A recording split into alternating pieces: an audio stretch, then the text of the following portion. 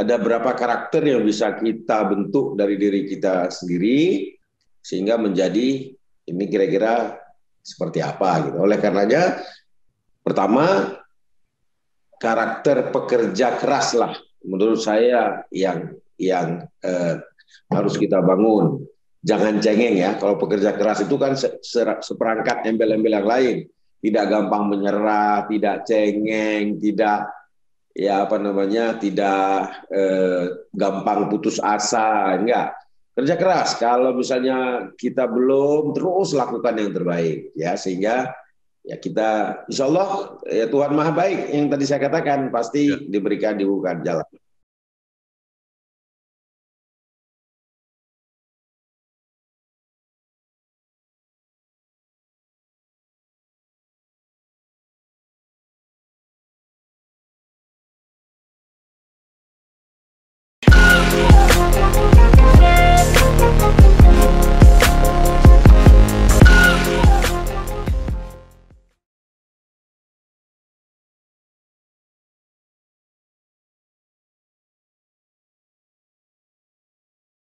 Assalamualaikum warahmatullahi wabarakatuh.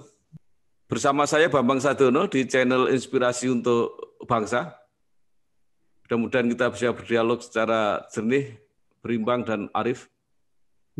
Kami sedang mempersiapkan beberapa wawancara video untuk Mangayu Bagio Dies Natalis yang ke-65 Institut Pendidikan Dalam Negeri IPDN.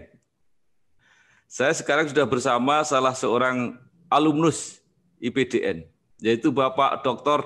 Andes Safrizal MSc, yang sekarang jabatannya adalah Direktur Jenderal Bina Administrasi Kewilayahan Kemendagri, yang kebetulan sekarang sedang berada di Banjarmasin karena beliau juga menjadi PLT Gubernur Kalimantan Selatan. Apa kabar Pak Safrizal? Baik, terima kasih. Assalamualaikum warahmatullahi wabarakatuh. Ya, terima kasih. Nah, pertama bagaimana keadaan di Kalimantan Selatan sekarang ini? Dampak banjirnya sudah hilang, Pak? Ya, sementara rehab rekon ya, untuk pasca banjir ini terus kita lakukan. Pengungsi tinggal sedikit ya, mungkin sekitar 2000-an begitu. Ya, dibanding awal-awal ratusan ribu. Ya. Dan kita mulai rekonstruksi, perbaikan infrastruktur yang rusak, termasuk persiapan pembangunan rumah bagi korban banjir yang kehilangan rumahnya. Mudah-mudahan semua lancar dan bisa terkendali. Ini jangka panjang kan Kalsel juga dipersiapkan untuk mendukung ibu kota negara. Kalau tidak salah, Pak Presiden baru saja meninjau ke situ, Pak ya. Gimana kira-kira prospek ke depannya, Pak? Ya, ketika Presiden datang kemarin ke Kalimantan Selatan, saya ikut mendampingi. Beliau meresmikan bendungan Tapin di Kabupaten Tapin. Bendungan ini luar biasa, belum diresmikan tapi sudah bekerja. Banjir ya, menampung air di hulu sehingga Kabupaten Tapin dan sekitarnya itu termasuk yang terdampak banjir yang paling ringan karena efektivitas dari dari bendungan Tapin ini. Dan memang kita masih butuh ini beberapa Kalimantan Selatan masih butuh beberapa bendungan juga ini karena gelarnya Kalimantan Selatan kan negeri 1000 sungai. Kalau tidak kita kendalikan airnya, dia bisa merusak ya. Apalagi kemarin curah hujan yang luar biasa besarnya dan terjadi berturut-turut lebih dari 5 hari, 4 hari, dan ini membuat 11 kabupaten dari 13 kabupaten di Kalimantan Selatan sebahagian terendam. Dan di dalam kunjungan Presiden itu kami menyampaikan juga kesiapan menjadi Kalimantan Selatan menjadi provinsi penyangga bagi calon IKN, Ibu Kota Negara. Mengapa kami berani mengatakan begitu? Karena ya kemampuan pangan kami luar biasa. Padi saja ya dari kebutuhannya Kalimantan Selatan 400.000 ton satu tahun, Kalimantan Selatan kalau nggak ada banjir kemarin itu menghasilkan 2.100.000 ton, artinya surplus kami dengan 1.700.000 ton, dan ini tentu saja kemampuan ini belum yang lain ya, pangan yang lain. Oleh karenanya memang dibutuhkan jalur logistik menuju ibu kota negara agar bisa mensupport dengan maksimal. Pak Safrizal, itu gubernur definitif kira-kira kapan akan mulai dilantik? Kalau putusan MK sudah turun, segera disiapkan pelantikannya. Jadi nggak bisa diperkirakan waktunya, Pak? Kami tidak tahu karena seluruhnya kewenangan di Mahkamah Konstitusi.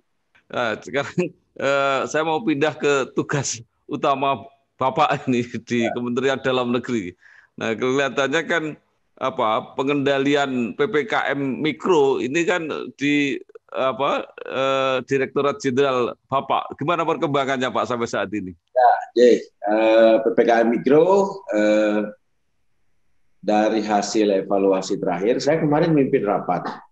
Mas saya juga di samping Dirjen Adwil juga Wakasatgas Nasional, wakilnya Letnan Jenderal Doni Monardo di Satgas. Jadi triple saat ini. Dirjen sebagai Wakasatgas dan sebagai PJ Gubernur Kalimantan Selatan. Nah, untuk PPKM Mikro sampai ini menurut hemat kami sangat efektif. Angka-angka menunjukkan penurunan di berbagai sektor ya. Akibat karena koordinasi yang bagus antara semua yang terlibat di dalam pelaksanaan. Ya, jadi sampai dengan level terkecil RT RW ya. Jadi dari statistik nasional misalnya 3 minggu yang lalu atau 3 minggu atau 4 minggu yang lalu kita masih rata-rata positif rate-nya itu 14 ribuan satu hari. Sekarang 6 ribuan. Jadi kita memangkas hampir menurut saya lebih daripada 50% menahan pertambahan kasus per hari, dan banyak provinsi di Indonesia terus mengalami penurunan ya, terutama yang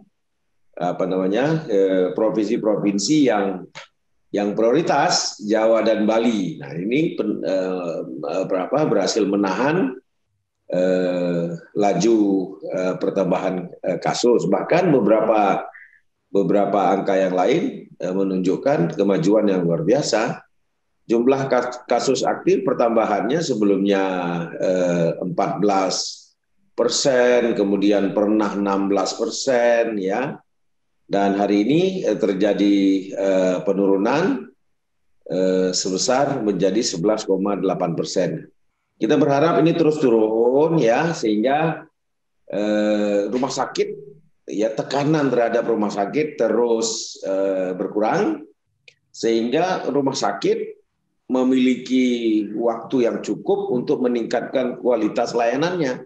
Ya. Kalau kualitas layanannya membaik, recovery rate-nya meningkat, orang sembuhnya makin banyak. Dan memang dari data yang ada, angka kesembuhan juga luar biasa ya, ditunjukkan dalam kurva kesembuhan kita sekarang. Bahkan ada provinsi yang sudah angka kesembuhannya lebih daripada 90%. Ini kan luar biasa pencapaian ini. Oleh karenanya ya, partisipasi semua pihak, kolaborasi dengan segenap komponen terus kita lakukan.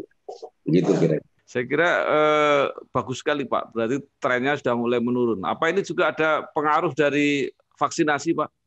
Saya kira vaksinasi kan baru kita lakukan hari ini tanggal 1 Maret, jadi kira-kira masih 20-an hari ya. Kalau kita mulai di Februari ya 30 hari lah ya. Karena ini bulan Februari kemarin bulan pendek gitu. Ya. Kita belum ada evaluasi karena kalau vaksin ini baru bisa dikatakan akan menjadi faktor untuk menterminasi pandemi, dia harus mencapai yang dinamakan dengan kekebalan imunitas atau herd immunity. Dan kita baru suntiknya baru sekian persen, belum sampai 10%. Oleh karenanya penurunan case ini menurut analisa belum disebabkan oleh vaksin, tapi disebabkan oleh kepatuhan terhadap protokol kesehatan, terutama di sektor mikro, sehingga orang tertular makin sedikit, kemudian yang tertular juga diketahui lebih awal, sehingga bisa diisolasi mandiri sambil diberi obat lebih cepat, tidak sampai keadaan memburuk, dan yang dikirim ke rumah sakit semakin sedikit, rumah sakit melayani semakin baik karena pasiennya tidak bejubel, angka kesembuhannya meningkat. Jadi satu garis hubungan sebab akibat yang membuat terus semakin baik. Harapan kita segera kita selesaikan memang vaksinnya, sehingga kita bisa akselerasi pembangunan ini tanpa rasa was-was yang berlebihan, sehingga pembangunan kembali kita bisa rebound ya di atas pertumbuhan di atas 5% sesuai dengan prediksi banyak pihak bahwa Indonesia bisa rebound di tahun 2021 ini. Ya, luar biasa.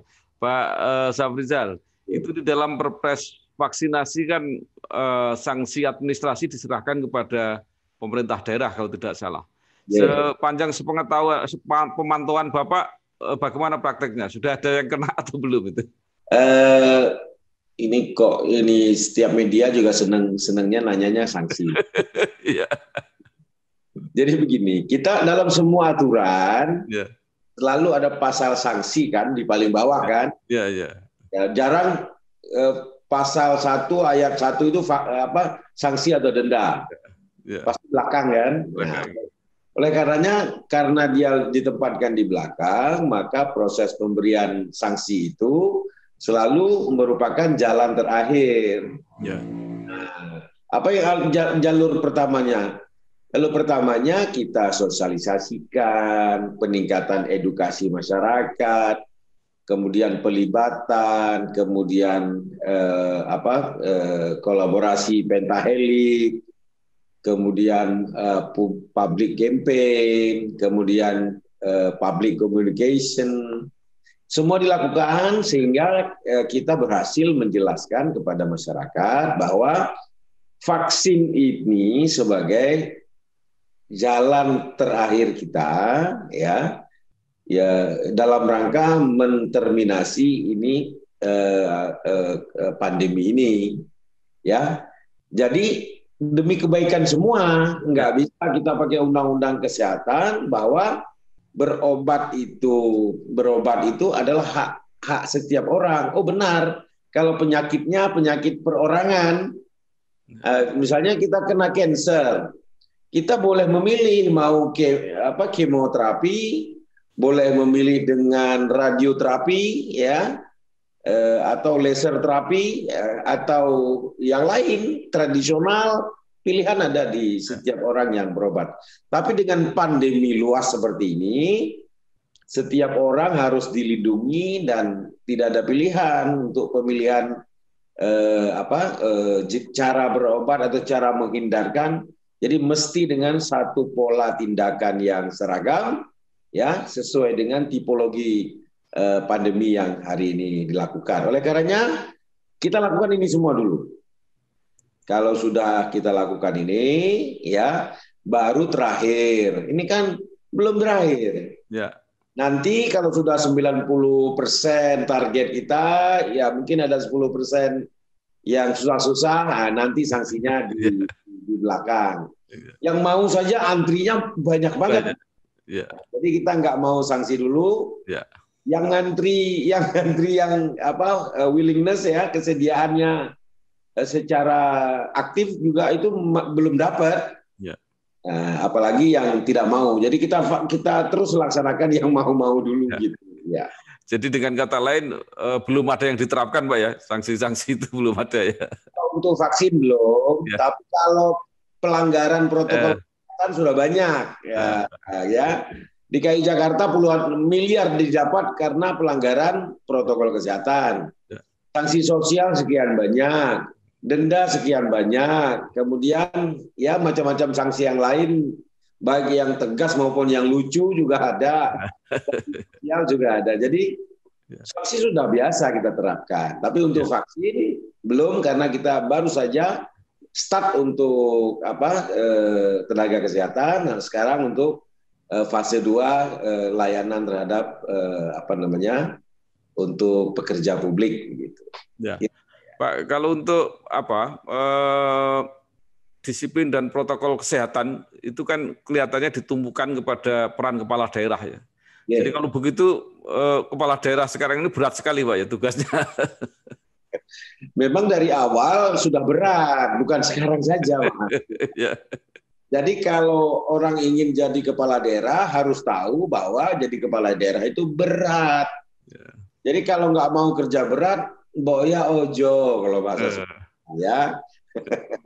Ya, jadi kalau nggak mau berat, ya jangan jadi kepala daerah karena kepala daerah itu memiliki urusannya saja 32 urusan pemerintahan harus dilaksanakan. Salah satunya bidang kesehatan. Ditambah dengan bahwa salah satu urusan, yaitu urusan wajib layanan dasar, itu bidang kesehatan. Kemudian juga salah satunya urusan wajib layanan dasar, yaitu bidang bencana. Nah sekarang dua, yaitu bencana non-alam atau bencana kesehatan. Jadi ada dua fungsi utama yang diselenggarakan oleh kepala daerah, sebagai urusan konkuren istilahnya ya, urusan yang dikerjakan bersama. Jadi kenapa bebannya sebahagian di daerah?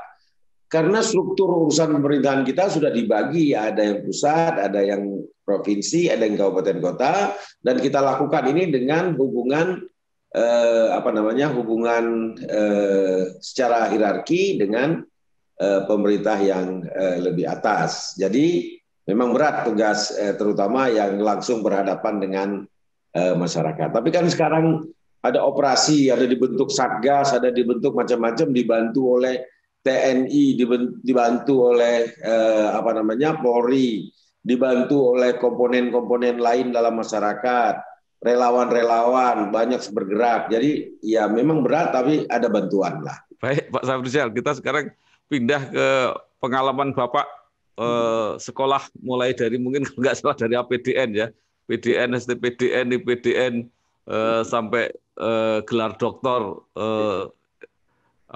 bidang pemerintahan ini. Bagaimana pengalaman Bapak mengikuti pendidikan dinas ini? Silakan Pak.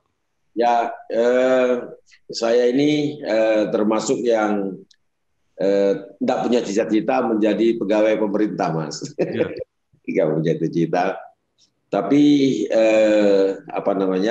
nasib, takdir itu membuat saya dipilihkan jalan oleh Yang Maha Kuasa, ya, menjadi bersekolah di sekolah kedinasan, yang tidak punya wawasan tentang sekolah kedinasan ini dari awal, begitu ya, hanya karena orang tua saya membaca di koran ada pengumuman, ya, ayah saya seorang dosen begitu, lalu mengatakan kepada saya, coba kamu ikuti itu sekolahnya kedinasan dibayari oleh negara segala macam. Nah zaman itu kalau dibayari oleh negara beasiswa ya senang lah, orang tua juga anaknya ada banyak begitu. Ya. Itu satu sisi bangga dibayar negara, sisi yang lain ya biaya orang tua lah untuk kita sudah beres ya. Ternyata ketika masuk ke sekolah ini, ya tentu pengalaman yang luar biasa yang nggak pernah kita bayangkan sebelumnya. Dari anak yang urakan dan anak yang ya milenial zaman itu ya, masuk ke sekolah kedinasan yang semua serba diatur. Ya makan diatur, cara jalan diatur, cara bicara diatur, cara makan diatur. Ya, cara tidur saja mungkin yang tidak diatur, boleh kiri, boleh kanan, boleh tengkurap, yang penting nyenyak begitu ya. Nah terus kita alami dan terus seiring dengan perkembangan karir gitu, ya kita S2 dan kemudian S3, ya memang makin lama sekolahnya makin membentuk pola pikir kita. Tapi satu yang nggak berubah menurut saya di dalam kita menjalani sekolah dan karir ini adalah ya semua hal harus kita kerjain dengan serius dan kerja keras. Kata-kata kunci itu bahwa baik dalam sekolah maupun dalam karir, kalau kita kerja keras, insya Allah ada hasilnya. Gitu, kira-kira. Oke. Pak Syafrizal ini kan mulai karir sangat dari bawah Pak ya. Jadi mulai dari lurah kalau tidak salah. Mungkin bisa cerita Pak tahap-tahapannya itu. Ya kan dulu ada program Pak Rudini, Menteri Dalam Negeri di tahun 90-an. Keluar IPDN, dites dulu jadi tentara sebentar, ya, lulus dari Sepa Milwa, Sekolah Perwira Militer Wajib, jadi polo, jadi tentara sebentar. Ya. Kemudian setelah selesai, lalu kebijakan dari Menteri Dalam Negeri saat itu semua lulusan yang ini maka semuanya harus jadi lurah. Waktu itu rata-rata umur 24, jadi ya lurah yang termuda lah, ya termasuk ya. Dan tentu saja lurah itu adalah pemimpin masyarakat di samping pemimpin pemerintahan ya. Kalau untuk menjadi pemimpin pemerintahan, memimpin kantor mungkin ya bukan sama mengatakan ringan, tapi lebih ringan daripada menjadi pemimpin masyarakat yang di dalam sebuah kelurahan, sebuah masyarakat itu yang isinya macam-macam, bukan imam sampai preman, ya itu ada semua dan harus kita hadapi. Kemudian harus memberikan sambutan ceramah misalnya di perkawinan orang, ya di perkawinan masyarakat kita memberikan ceramah atau pembekalan kepada calon pengantin. Padahal kita bujangan. Semua harus kita lakukan ya, sehingga ya dari paling bawah dari ilmu yang kita dapatkan di bangku pendidikan ditambah tempaan dunia pekerjaan, itu membentuk kita makin lama makin matang ya, sehingga step by step ya, langkah kemudian kuasa Tuhan lah yang membuat suatu ketika pindah dari pegawai Pemda menjadi pegawainya sebuah kementerian. Jadi semua tidak direncanakan. Jadi saya tidak merencanakan suatu hari saya akan bekerja di Kemendagri, enggak. Bekerja yang terbaik, ya bekerja keras, lakukan yang terbaik, sudah itu saja cita-citanya. Ternyata memang Allah Maha Baik begitu, memberikan jalan demi jalan sehingga sampai dengan kondisi saat ini. Ya, Pak Syafrizal ini kan termasuk sedikit ya, kira-kira 10 atau sampai 20 yang sekarang menduduki eselon 1 lah ya di pemerintahan Republik Indonesia ini. Jadi artinya kan banyak teman yang tidak bisa sampai ke situ. Nah, menurut Bapak apa yang perlu disampaikan ini pada generasi muda untuk supaya bisa sampai puncak-puncak karir? Ya, yang pertama yang harus kita lakukan adalah selaku membangun karakter, ya. Ini membangun karakter itu kan kita tinggal pilih sebenarnya kita mau jadi seperti apa. Memang kita diciptakan dengan gen, dengan perilaku yang sama-sama, yang berbeda-beda di antara tiap orang. Tetapi ada beberapa karakter yang bisa kita bentuk dari diri kita sendiri sehingga menjadi ini kira-kira seperti apa gitu. Oleh karenanya, pertama karakter pekerja keras lah menurut saya yang harus kita bangun. Jangan cengeng ya. Kalau pekerja keras itu kan seperangkat embel-embel yang lain. Tidak gampang menyerah, tidak cengeng, tidak tidak gampang putus asa, enggak. Kerja keras. Kalau misalnya kita belum, terus lakukan yang terbaik ya, sehingga ya kita insya Allah ya Tuhan Maha Baik yang tadi saya katakan pasti dibukakan jalan. Terus jangan lupa belajar terus menerus. Makin kita pelajari, makin kita belajar, makin terasa kurangnya ilmu pengetahuan. Dulu rasanya kalau sudah tamat S1 sudah hebat. Ternyata setelah tamat S1 kok ya belum ya. Sama seperti kalau kita nonton skripsi, lalu beberapa tahun kemudian skripsinya kita baca lagi elemen ya. Lalu kita susun tesis, kita baca lagi beberapa tahun kemudian, yuk ele ya. Kita susun disertasi juga sama. Pada saat itu rasanya sudah mengeluarkan segenap upaya, tapi beberapa tahun kita baca, kok ya masih ada kurang. Itu ciri selalu berpikir terus ternyata ilmu tak pernah kering, ilmu tak pernah cukup. Teruslah mengembangkan ilmu pengetahuan, ya kemudian lama-lama kalau makin cukup ilmu, kita akan mampu berpikir strategis dan visioner. Kalau dulu pangkat jangka pendek, makin lanjut gitu, makin mengetahui hakikat, ya. Jadi kita mampu berpikir visioner. Kemudian kalau bahasa Jawanya apa ya? Pokoknya jangan biasa-biasa saja. Pokoknya ada orang yang pokoknya selamat aja wis. Standar pokoknya ya. Jam orang lain masuk jam 7 ya bodoh masuk jam 7. Orang lain pulang jam 4 ya jam 4. Jadi biasa ya. Enggak. Yang bagi kader enggak begitu barangkali, selalu menemukan cara-cara baru, menemukan hal-hal baru, inovasi baru, terobosan-terobosan baru. Yang berhasil menemukan itu maju duluan. Yang biasa-biasa mungkin selamat tapi ya jadinya biasa-biasa.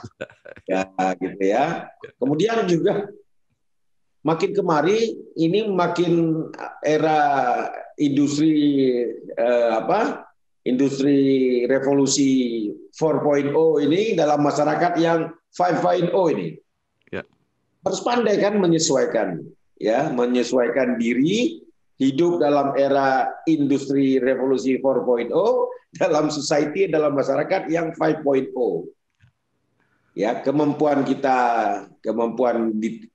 dan engage dengan industri, dengan teknologi, dengan komunikasi, dengan macam-macam, kita harus mengikuti zaman itu, harus bisa connect dengan itu, tapi ya tentu saja ya iman, ya takwa, kemudian